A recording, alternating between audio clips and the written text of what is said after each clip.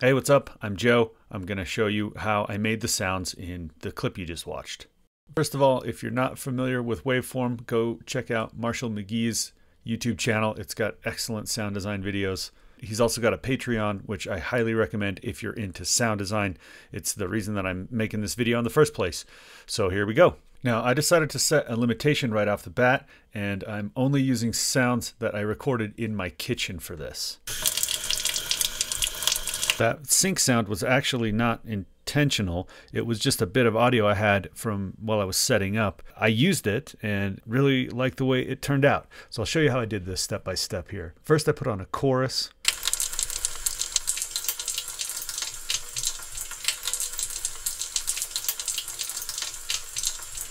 Then I made an EQ and boosted a frequency range I thought would sound interesting going through the next effect, which is a flanger. This is where a lot of the character comes from, I think. It starts to sound alien at this point, and I really crank the feedback up. Then I used a reverb with quite a bit of decay time and a really wet signal. Maybe this is considered cheap, I don't know, to put reverb on everything. It does seem to make things sound spooky. And then the last thing I did was put a delay on it.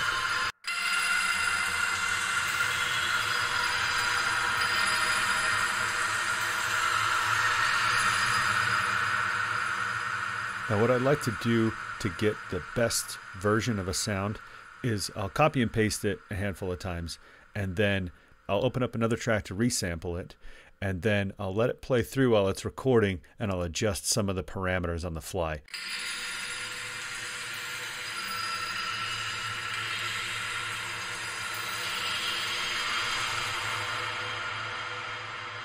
Now, after I got all these recordings and I put them in here and I started looking at them, I realized how loud the mini fridge is in my little kitchenette here.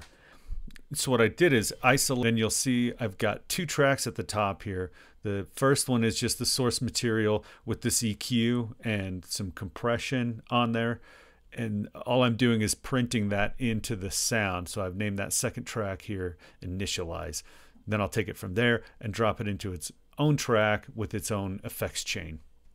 I did pretty much the same thing to another section of sound where I'm spraying the spray nozzle in the sink.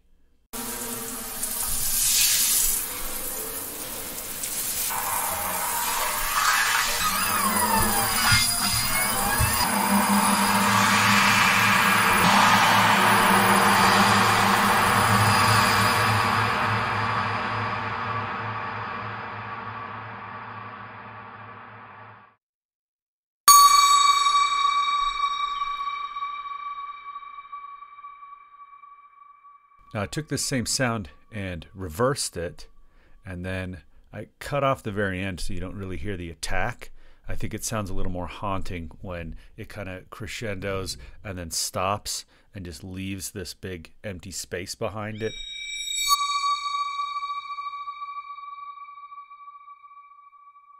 The handle of a whisk I thought would probably sound cool as maybe a snarling sound.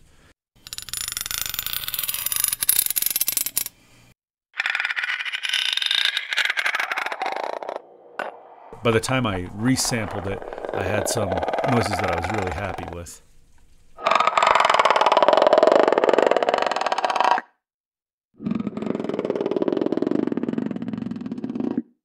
I also sampled the teapot.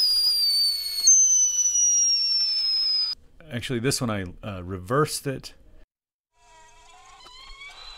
Then I layered a few that were kind of stretched to different timing. They're kind of set a little bit differently and layered together so that when I bounce it down, it sounds like this.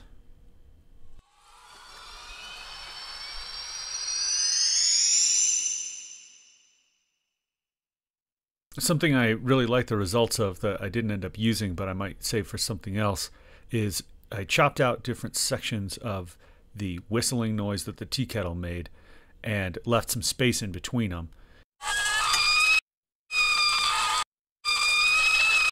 So using a frequency shifter, an EQ, a reverb and a second reverb, I was able to get this, which I think of as kind of like a vocalization that an animal or a monster might make.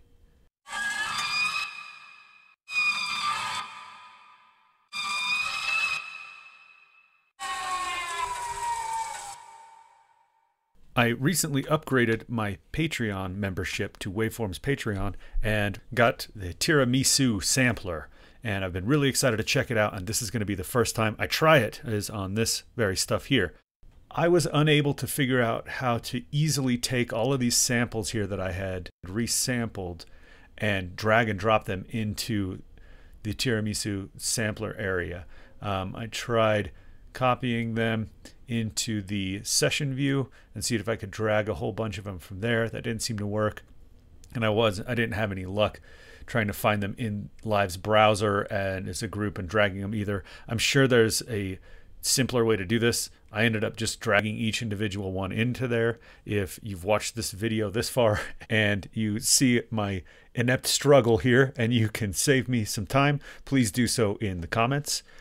I was still able to get a bunch of samples loaded into here and had a blast playing with this thing.